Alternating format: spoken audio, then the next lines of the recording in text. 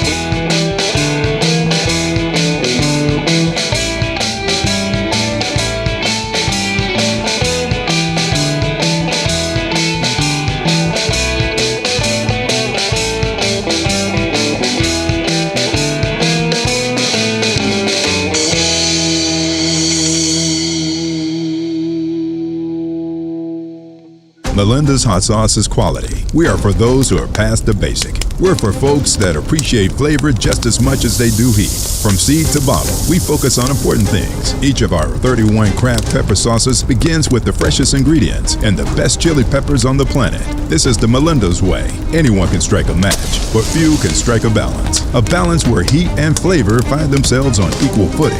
Melinda's Hot Sauce. Set your mouth on flavor. Visit melindas.com to find a store near you.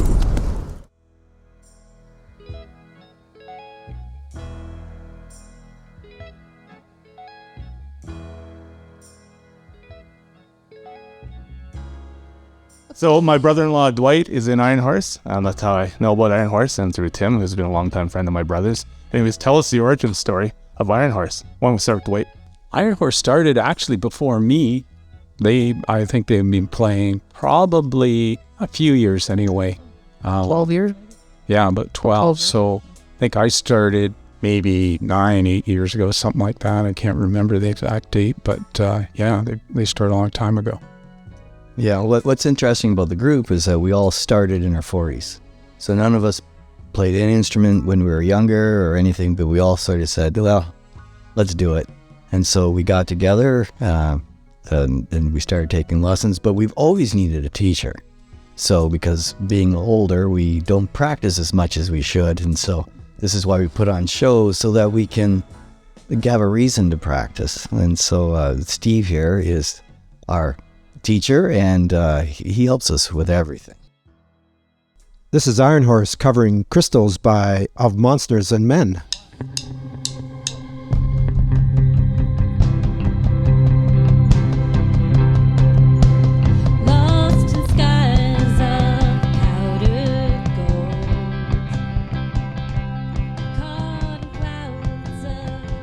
We generally pick a song that we each like, and we bring it to the group, and we see if it's a fit for us. Steve helps us with that, and so Crystals was a song that I brought to the group because of my love for the band and just how emotional the song is, and it's just got amazing drums, and it worked really well for us. I think we're all wannabe rock stars in our younger days, Yeah. but the reality is, we want to play music, and playing with this group is really good because it gives me targets. You sit at home and you play Bob Dylan songs over and over again,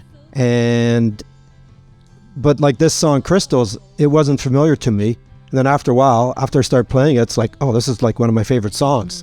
So it's what it does is it gives me carrots to play, and then we do the odd show. I don't think our primary focus is to be rock stars. Especially the age of over 60. Yeah. The teal stuff is sort of Yeah. But here we are, rock stars. So. Yeah. In our own minds. But it's fun. But it's just, I think it's just people coming together who have a love of playing music. You know, I think I view us as a team, you know, and I've always played on sports teams. You can probably tell looking at me, I'm quite athletic. But I always like... It's a podcast, people, but I'm telling you, he's very athletic. Yeah. But I always like the group effort, you know, and it takes a lot of practice, and it's amazing how bad we can make a song. So when we do get it right, it's a miracle. So there's a mix of coming to music newly, you know, in our adulthood, and but some of us also did play as kids, but it came back to us. Like I can say that in my 30s, after like not playing piano for many years, I came back to it after a trip like to see my relatives in Italy. I was returning to home, and so I returned to it, and it never leaves you, but I was really fortunate to have awesome teachers too. Kathy King, Dan Forsey, Susan Hannigan in Ridgeway, Ontario. Woo! Yeah. So yeah, it's just magical. Music is magic. And what's the space you're working in and practicing in? So the space we work out of right now is an old century home. It used to be a bed and breakfast in Kitchener Civic District. So it's a lovely old house. So we have like this upstairs room that, like I said, it used to be a bed and breakfast. So it's a very nice, like well taken care of house. It's got this sort of I don't know, ambience to it, which I really appreciate. So the upstairs portion, I do like audio engineering from time to time, like freelance, mainly just to record my own nonsense, but I record bands from time to time. So but our attic portion is like sort of like this studio space that we'll use from time to time. Sometimes we'll move up or just kind of track stuff there. But our main band room is kind of in like the middle area, and that's where kind of like most of the magic happens. We meet every Tuesday usually. Sometimes we'll add an extra Thursday rehearsal if we have a show coming up or a gig or something like that. With all of us in the room, it can gets kind of warm, and it's gotten full. The base keeps growing, and it was a warm summer day, and we had the windows open, and we were rocking the free world. And all of a sudden, we didn't realize there was a knock on the door. And we couldn't hear it because we were like playing to 11, and we opened the door, and there's a police officer, and he says, "I'm really sorry, but you guys are gonna there's been a noise complaint," and he goes, "But you're really good." Did that feel like a real rock and roll moment for you guys? It's kind of a badge of honor, right? We kind of felt like the Beatles playing on the rooftop, and they got shut down, so we got shut down too. And then we invited him to the show too. Yeah. Oh, that's great. Yeah. That's right. Well, funny thing about that story though, the guy actually, I don't think we ever actually had a problem with noise after that, but I think the reason why is because like I think a night or two before that, I was actually tracking drums in the attic, and I made the mistake of having the drums so close to an open window, and and sometimes like the house is so big that other people like don't really tend to hear it like that time, but like I guess I got a little a little careless, and like, and this is like in the middle of the summer too. So, and I was playing drums at like 3 o'clock in the morning. It's like, oh yeah, it wasn't you guys, but I had a complaint from last night. It was somebody playing drums at 3 o'clock in the morning. It's like, what a jerk. It's like, oh yeah, that was me. Oh. Yeah. You just say something like, I hope you catch that guy. That sounds awful. Yeah, exactly. It's like, oh no, that. Yeah. I think I owned up to it. I think the police were at Dwight's 60th birthday party. Yeah, they came in on that one too. Yeah. Dwight, you've had a few run-ins. Tell us about this. We had one singer, Michael Kelly Calvin. Oh yeah, like the softest, most gentlest. He's been on our show. Yeah. So he brought the police in. Yeah. Fantastic. Yep. Yeah. The fuzz rolls in on Dwight's party. I love it. It was good. It was good. We kept playing. I want to hear more about each person's musical story and how that's going and why Steve's your teacher. Well, I think I probably should start because my son started playing music when he was 3, and then he had his first music school when he was 19 on Queen Street. And then I was about 40, and I said, he can play any instrument. And I said, I'm going to have to learn. So I started taking lessons, not from him, but from someone else. And then, Marcia, you started taking drum lessons on Queen Street, right? Yeah, that was my third teacher, but Yeah. I started with them. And then he moved to the Tannery, and then he moved on to Frederick Street, and he doesn't teach. Well, he teaches privately now, but the music school folded and Steven's taken over. But and we've picked up these stragglers through the years. And so I guess it was me, and then Marcia, you started. Yeah, tell us about your why drums? I've always liked them, and I always, I don't know, seemed to be tapping on stuff. But I never thought I had any musical ability. There's, when I was a kid, they have the Ontario Conservatory of Music outside the schools. And so I filled out the form and asked my mom, I'd like to play guitar. I think I was like grade 5 or 6. And so they showed up at the house one day with an accordion and expected me to try to play it within 10 minutes. And it's like, I can't do this.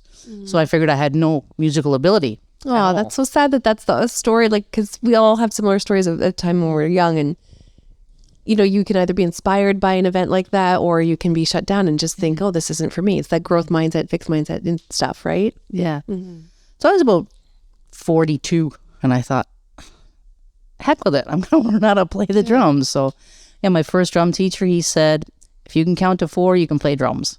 So great. So I you had started trouble, playing. Oh my God. Initially, could make it to 3, but then. So was with him for a while, and then he joined a band. So I got another teacher, and then he retired. So then I moved to Queen Street with Steve Sutton, Dan there, and started playing, and then we ended up together. And the philosophy with the music schools is always to get people together to play together, because music is meant to be played together. It's so interesting that music lessons are individuals, but you really need to get people together to play. And so that's how it started. And then, Christina, what are you next? Yeah, I just, I live by... Lessons, right? Yeah, I was taking piano lessons. I was like getting back into that. And then Kathy said, there's this group getting together if you want to do it. And I'm of the philosophy to always say yes, at least try it. And so I did. And I was so nervous. Initially, it was hard. Like, I had a big, growing curve, to be okay with making mistakes, some social anxiety. And so, and now I'm a lead singer. I didn't start it that way. I was playing piano. We had Teresa, who was our first lead singer. And then she bowed out, and I was doing backup at the time. And so it just was a natural progression. But I remember saying to Dan, I'm like, Dan, I can do it. I'm going to try it, but I really need your help. And he's like, you're going to do just fine. And I did. Whenever I would see those handwritten posters, about a band looking for a drummer and a guitarist, I always thought that must be so awkward at first. You know what I mean? It feels so strange to, try to. Well, we take anybody. Yeah. So then Dwight was next. I guess I was the next person that joined. That's right. Tell us about that. I started late 40s. I grew up. I didn't have any music. I thought I couldn't play anything. I don't know if I still can. Some days, hot and cold. But my brother played trumpet. He was really good at it. Always loved music of the 70s. That's my era, of course. Love it. And then one day I said, no, I think I'll just try it. My wife, Kathy, plays accordion. She played drums, guitar. She's very musical. So I thought I'd just, try it. And I started taking lessons. Didn't really like them because I wasn't playing songs. Always learning theory, but no application. So I thought, I got to play a song. I've been, taking these lessons, but no songs. So then I started taking lessons with Dan Forsey there for a little while. And then a couple of teachers along the way. And then Steve helps quite a bit, with the band, with everybody. We pick up things. He writes out the music scores, so it's a lot easier to learn. So, and I like the whole process of the song. So if, if somebody picks a song, you may not even love the song at the beginning, but like Tim said, after a while you go, crap, I didn't even like this song. Now I love it. It's one of my favorite songs, but it's the process of learning. And then once I'm not ever going to say, I don't think a song is ever mastered. You just reinvent it or add something or take something away. But it's the whole process. So if you can play it half decent at the end, it's a lot of fun. And performing, we do very little actually. So it's just the whole process of coming together and getting that song. Yeah, That's the joy. Making it your own too. Which is Yeah. big thing. Yeah. Make it your own.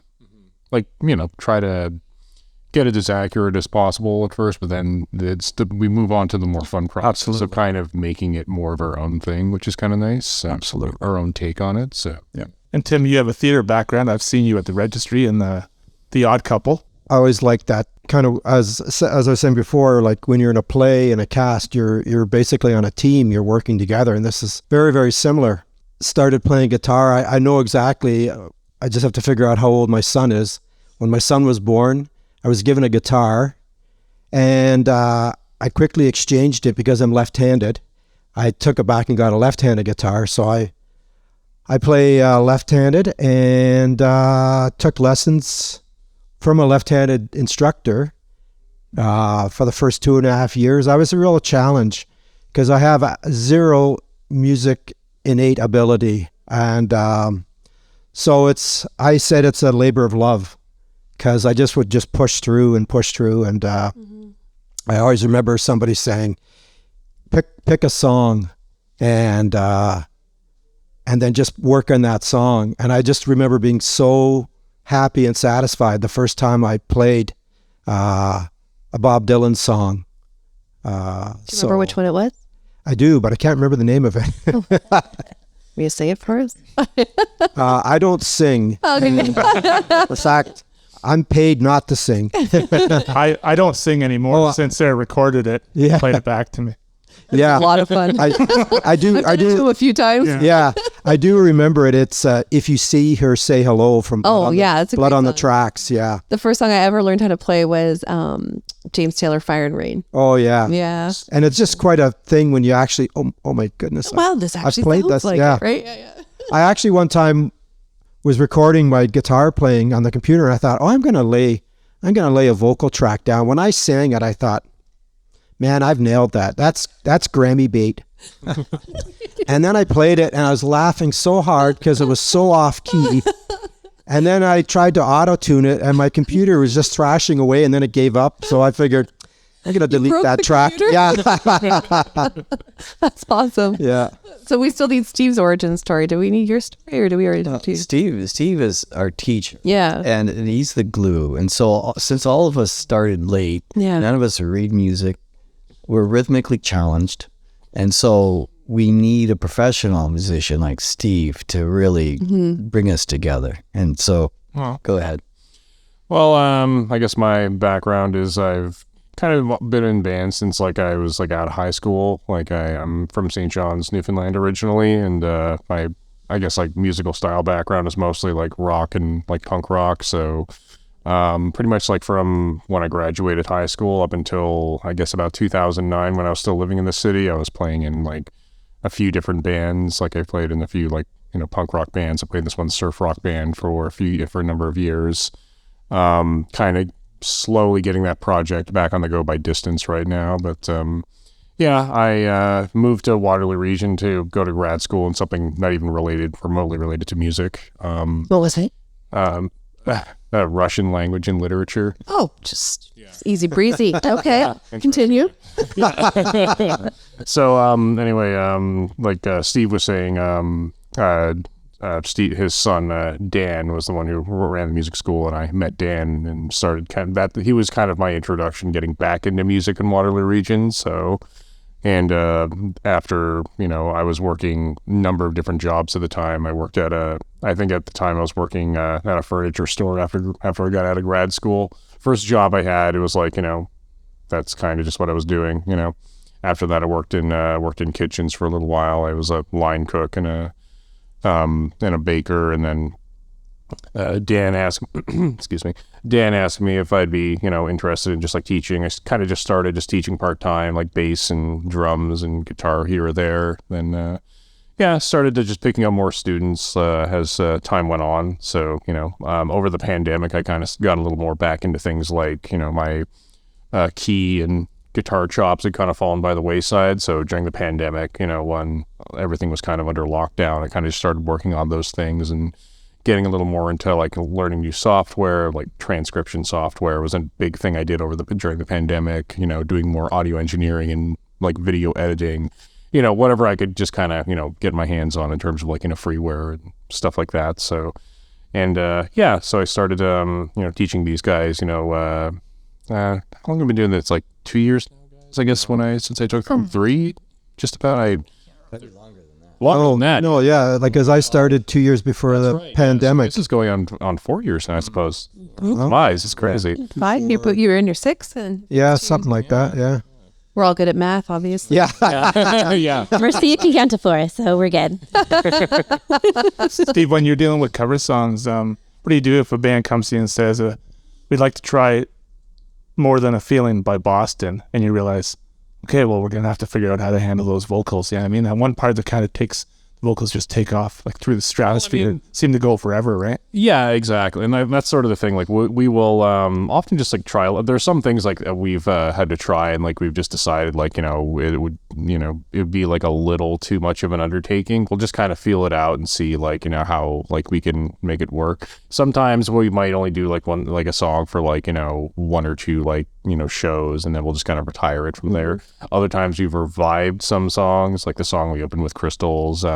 These guys did like, once before, and it was like an older tune that we just kind of dug up and just kind of, just dusted off. And but what I like about, working about the group is that the song, it's a very eclectic mix. Like everybody's very, has like very like, diverse tastes. Like we will do like, a lot of like classic rock stuff. We'll do like things from like, the 60s, the 70s, 80s, contemporary stuff. And, everybody's very adventurous like that. So that's kind of what I really like about it. It's like the eclectic, like mix of all the tunes that we do. So, and also like kind of our, like I said before, like our own like spin that we'll often take on it. So, yeah. But in terms of like, the process, we like, we will try, just about anything once and just kind of see how it goes. But like something like, Boston, we'll, try it for like, a week or 2 before we decide if it's like, something we want to, continue going with. But it's been, the set's kind of grown. We've had to like really pare things down like quite a bit because, I think we were talking about like adding another tune for our next show and like, what was it, a Beatles medley, I think was the idea. Maybe for next show. Yeah. But it's just like, we had to kind of just like, step back and just kind of, hone things a little bit more. So, yeah. But I mean, there's no shortage of songs that we have. I think the set list is, it's the biggest it's ever been, I think. The last show, I think, was 28 songs. We've done 28. That was a special post-COVID show, right? Like it was like, Explosion. we put the band back together. Yeah, because Some of us took a hiatus. Timmy and I were AWOL for a while, Yeah. and with the pandemic and whatnot, you stepped back a while. Yeah. I kind of convinced you. Come on, Timmy. Yeah, you dragged me back in. you. Thanks, Dwight. So what song? Oh, sorry, what were you gonna say? Go ahead. I was doing bass for a while Dwight was away during the pandemic. So, and then I just kind of moved over to guitar and just various other different things. So, yeah.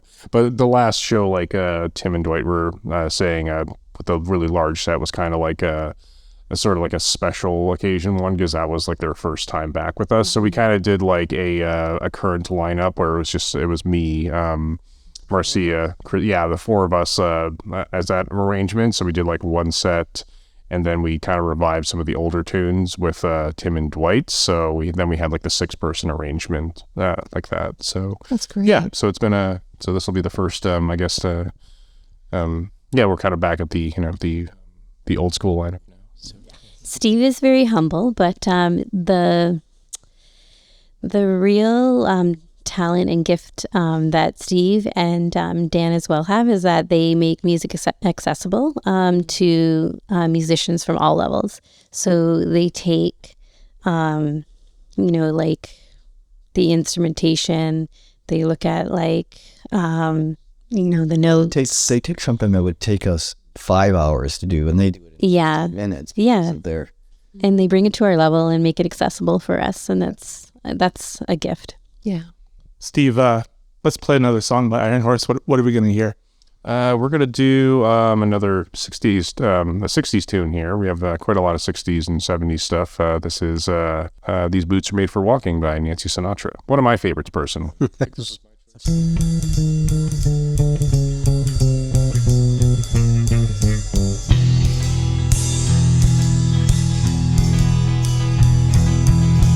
keep saying you got something for me, something you call love, but confess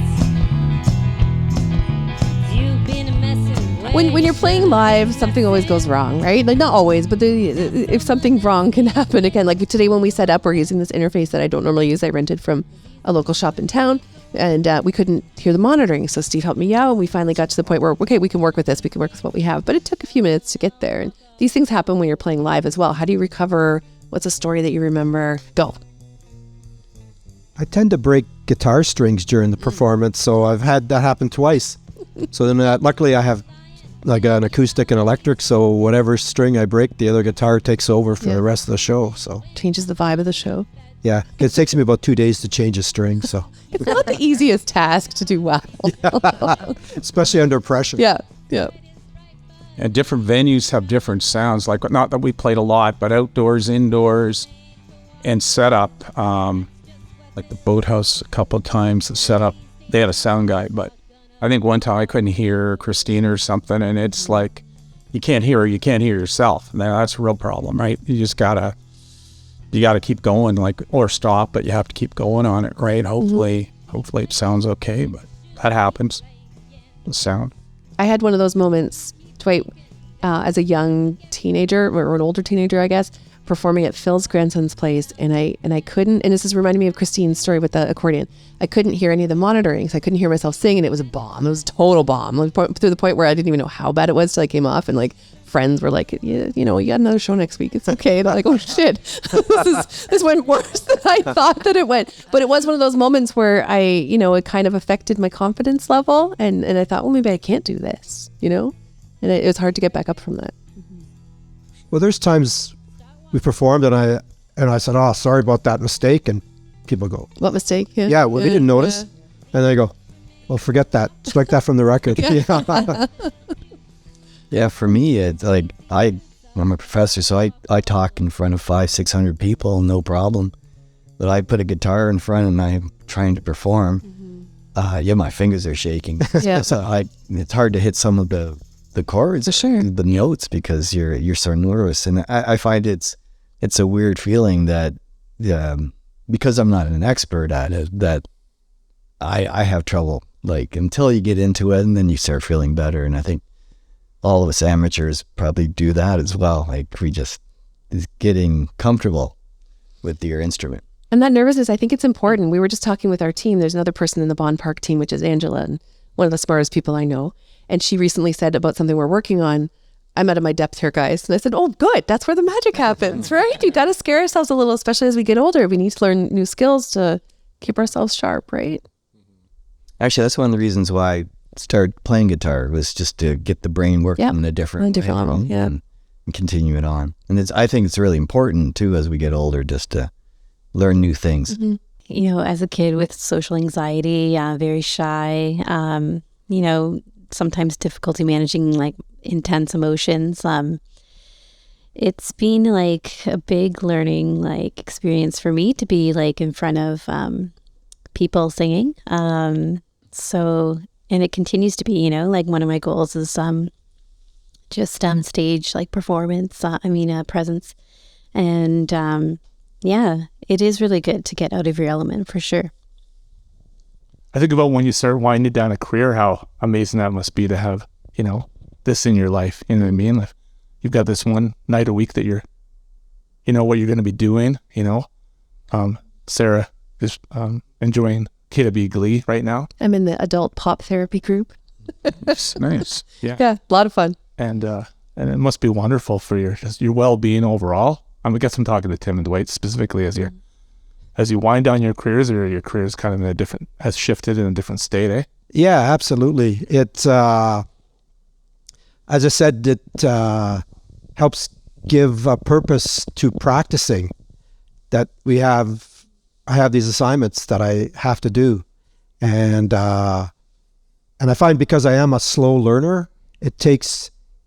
I learn it generally in the nick of time, and but it's wonderful to have this in my life, and it's something that I've always wanted to do, is play a musical instrument, and it's I just feel it's continually challenging, and we are challenged with new songs, and then as Steve mentioned, we'll start playing a song, and then all of a sudden Steve, well, here's your part now. Okay.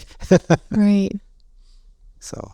Or we need to change the key. Yeah. Yeah. That's it. So it works for the singer? Yeah, exactly. Yeah. That's another thing too. But I mean, having said that though, I mean, I've had like plenty of situations where, we'll be playing around with like, new song ideas or whatever. And I've had like an especially busy week. I have like, 25 or 30 students, and I'm playing in like, 2 or 3 other projects right now, and, have a lot of like freelance audio engineering on the side. And I just sometimes like that week, I just haven't had the time to like, work out like, like just like arrangements or structures or anything for the week. So, I'm a little behind.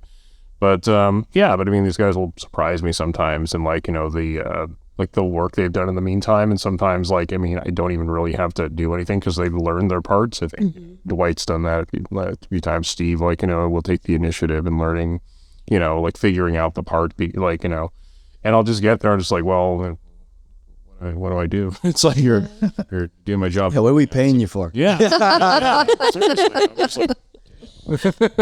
I mean, yeah, like, and it's like, you're surprised. So like, it's like how that happens sometimes, because like, it's because sometimes like, I will fall behind, right? Like it's you have like, especially busy weeks, and like, you won't often have time for it. So yeah, it's kind of fun too.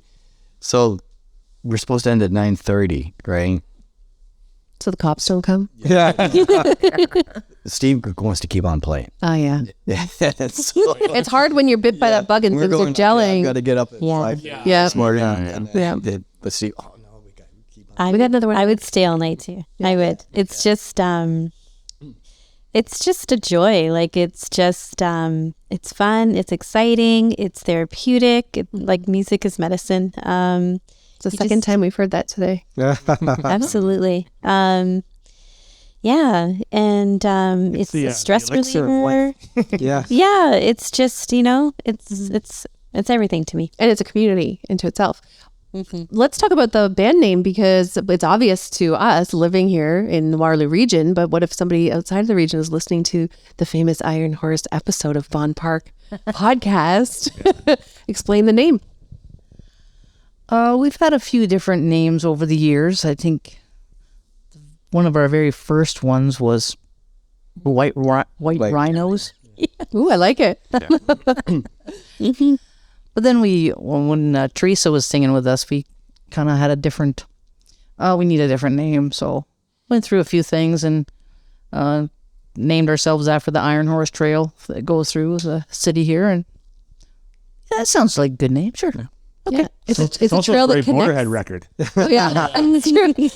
Then that trail connects our city. You can travel from one end to the other, but then you can also, we were just talking to a cyclist yesterday, an artist who cycles with her husband all the time, and she said, the Iron Horse Trail takes us straight through to other cities, and it connects everybody, and it's kind of a beautiful name for that reason, bringing people together. Yeah, it's a great name. I love it. Steve, I guess this is a question for you. Something I've watched over and over again on YouTube is the House of Strombo. Cat videos. Yeah. Yeah? Yeah. Okay. For sure. Is George Stroumboulopoulos' House of Strombo. Love it. And when Blue Rodeo performed a small set. And they talk about bringing Colin Cripps into the band, right?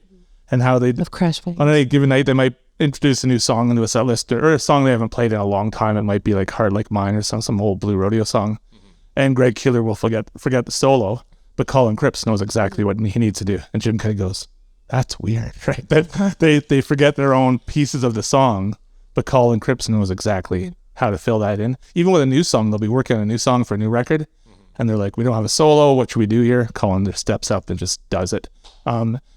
Do you know what that is? Like, what's happening in there? Is that just highly intuitive musicianship that just... Yes. Yeah. Sorry, you weren't asking me. Yeah. I'm saying it so quickly because it's something I cannot do. Yeah, well, what amazes me is if you consider the million hours that Greg Keeler and Jim Cuddy and Basil Donovan have all spent on that stage together, and yet the new guy comes in and not only knows what to do with the old songs live, but knows what piece is missing for the new songs, you know? Yeah, and there's a lot to be said for that because like I'll have similar experiences like when I'm working through like say, you know, I have a few adult guitar students, and I'll kind of experience this when I'm working through like, you know, a very specific guitar solo. Like I'm working with like for instance like the guitar solo for like Blue Suede Shoes by Elvis Presley, like the guitar solo that Scotty Moore does there, and like I'll work out like tabs for it and everything.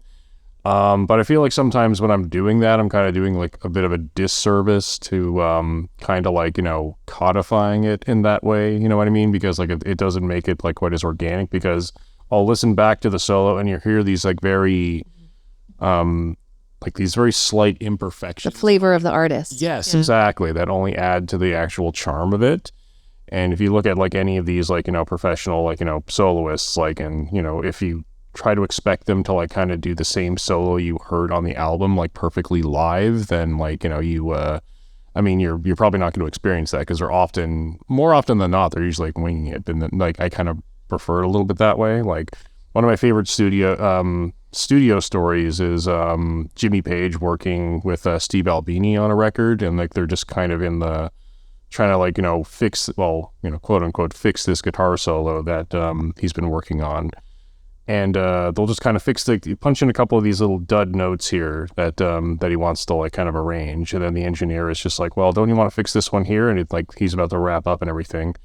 And Jimmy Page is just like, oh, no, don't worry about that. The listener will get the idea. It's fine. You know, it's like, they're not even like, he wasn't even really concerned about it from like a perfectionist standpoint as much as just kind of conveying the overall, like, you know, musical idea. So. And giving the listener some credit for getting it. Yeah. Right? Exactly. Yeah. And like, yeah, so I mean, in terms of like that, you know, like Sarah said, that musicians like intuition. Yeah, I mean, I'm not exclusively like much of a solo guitar player. Like I like to just play more of like a support role, but but there's a lot to be said for just like having that level of like, you know, intuition. I'm a much better improviser, I find, like on like, you know, for a percussion standpoint. My background is mostly as a drummer, so. Yeah, like I have usually no problem like kind of, you know, pulling things out of nowhere for the most part. But but in terms of like being like a lead player, it's a very, you know, different ball game. I've always been more of like, you know, interested in more of like a supporting role, like as a musician, than, you know, as like, you know, a lead foregrounded role, if that makes any sense. Totally makes I remember being in such awe. Dwight's wife, Kathy, who's my sister. I was like, Dwight's wife, Kathy, you mean your sister? Yeah. Went out to Saskatoon for this one-on-one songwriting workshop with Jay Semkov in Northern Pikes. Is that how you became friends with Jay? No. Oh, okay. No. And I guess we don't get that story. And I guess what Kathy went out there with was some maybe a tune, an idea, some lyrics. Maybe, I don't know what she took with her, but within an incredibly short period of time, they crafted 2 or 3 songs. And I thought, wow, you could just do that. You know what I mean? Like someone like Jay Semkov, just give me what you got. And within, you know, hours, you've got a song. Like, that's incredible. Mm-hmm.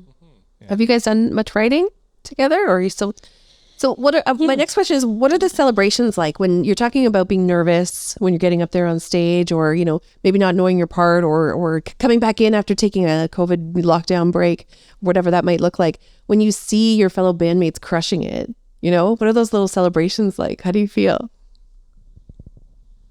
Oh, it's fantastic. Like, I just, one thing I'm learning is while I'm playing, all of a sudden I can really start picking up cues like from Marcia's drumming.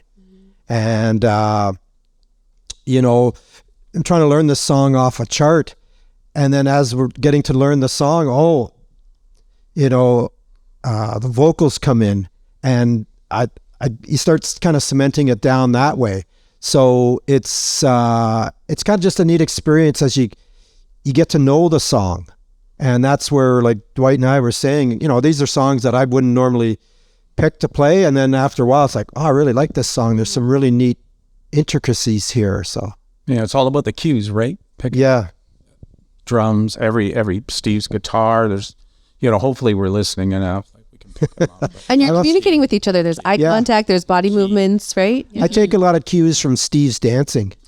And I know, oh, there we go. Do, do, do, do.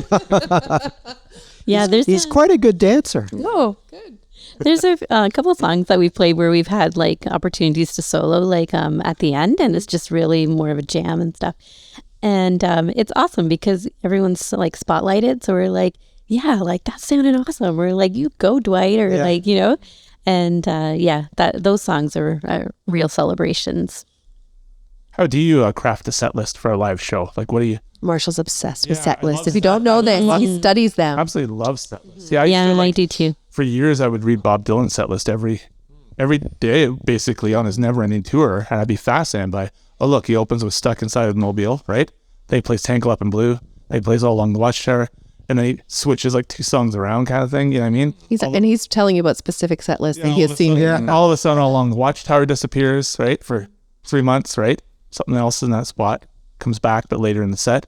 It's fascinating. I like to do that kind of stuff too. Like vocally, like I look at it in terms of like, okay, this song like really is going to take a lot out of me, so I need to balance that. But we also just go by emotion, right? So what is the emotion of the song giving? Where we want to take like the audience on a journey, so we're going to go like move up and like, so we just look at tempo and there's a flow to the set list, right? You can't. I remember hearing this from an old TV show, Larry Sanders. You can't start with a showstopper, right? And you can't have all the fast songs all in a row. There's this, and then there's like, there's actually, I think we're gonna do this where we actually, end one song and then just crash into the next one. Yeah, that's cool. Yeah, it's fun. Yeah, I know I'm bringing up Blue Rodeo again, but I mean, I remember with Blue Rodeo set lists, you'll see like after the rain, they'll take that out and put Montreal in. So a song of a similar kind of sad, melancholy song kind of thing. Or just to contradict you, Tim, I remember like going to see Concrete Blonde, and the first song they played was Joey, which is their biggest song. And then right after they said, there, now we don't have to listen to you yelling for it. Yeah. I was like, there it was. It's not my favorite Concrete Blonde song. No, not by far. It's just famous because of what it is. Yeah. I remember they must have gotten sick of hearing people yelling for Joey all night, right? And it's like, well, let's just get it over with then. We did that song one time. Is it? Cool. Yeah. It's a great song. It was Disney. It's just not, it's not their best song. I know sometimes the earliest music you hear in your childhood kind of really leaves a mark on you, and that's the music that kind of sets up the things that you're drawn to. I can think of like being in my home as a kid in the rec room and hearing like a Paul Anka song for the first time, right? Or hearing a Jan and Dean song and Thinking it was the Beach Boys. Yeah, I'm thinking it was the Beach Boys. And it brings back all the sights and sounds of that time in your life, and you can almost like smell the room kind of thing. And but it leaves this indelible mark on you forever in the music you're drawn to. Do you want to talk about the kind of music that you're drawn to and what Iron Horse collectively is drawn to? I heard you earlier say 60s and 70s music, and I like that. For me, I've always stayed modern. I've always listened to new music. Dwight, and we're about the same age, Dwight and Tim love more of the older stuff. Mm-hmm. And what's interesting, we were in the 80s was a lot of my influential music. And so Christina and I have a connection there. But I like the harder, newer music. And but that's what's kind of neat is we bring in Marcia's more country, and so she and oldies. Oh, nice! And she likes the oldies, and so we all bring our own sort of song to the table, and that's what makes it sort of eclectic with the different varieties. Excuse me. Yep, we can edit. Don't worry. Sorry. And so, Christina, how do you feel about the music? Like hearing the stories, that were shared about how we were initially like drawn to like instruments in some way or another, and to the music that we really enjoy. I just I feel like the connection to music is the desire for love. I think that all of us are looking like into music to find an emotion that resonates with us, but also to find love, which is what makes music so universal. But that we're also drawn to what we need in our hearts. So whether that's the musical instrument or a song, and I think that intuition and just organic ability or learned ability, like both of it is just fueled by that love. So however you decide to name it, I think that's what it is. And so to quote Jeff Buckley, love brings us to who or what we need. Freaking love Jeff Buckley. Oh, obsessed. Grace, that album. Jeez. Yeah. I find we can also be really loyal to music from a certain time in our life. I remember, my brother went off to Australia in 1980, right? Came back with a lot of records by Australian bands that I'd never heard of, but I thought... There's 4 of them right there. Yeah. Yeah, just you could see, that year spent in Australia, he discovered this music and probably lives on in his heart forever now, right? Or in my case, I've been loyal to heavy metal from the 80s my whole life because some of my favorite memories are going to the COE or the CNE with my girlfriend, who's now my wife, right? And being on the Polar Express and hearing, Quiet Riot and Def Leppard, and that music will forever be with me because that brings back incredible memories, right? And feelings, and yeah. It's amazing, during COVID, how big music was. And people, I saw so many porch concerts and in governments and big business, funding gets cut for the arts. But it really, that's what people craved during COVID, right? You totally hit it. I've been saying this on our show as much as I can possibly find a moment to, is you need to support the arts as hard as you consume them over the last years. If there was ever a time to pour funding, and I'm not talking about grants that we all fight over, to get that one little tiny piece of money so we can make that next project. I'm talking about real money. If there was ever a time to pour government money into the arts, it's now. Hey, take us out with one more Iron Horse song. We did a cover, the There She Goes by the Laws. Excellent. There She Goes by the Laws is the song that I play every time I tune my guitar just to make sure it sounds okay. Every single time. Fun Sarah fact. Thank you, Iron Horse. Thank you. Thank you.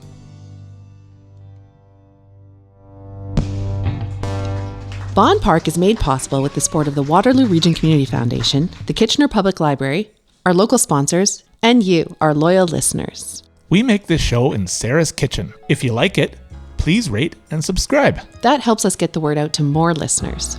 The Bond Park theme song is by Alan Lung.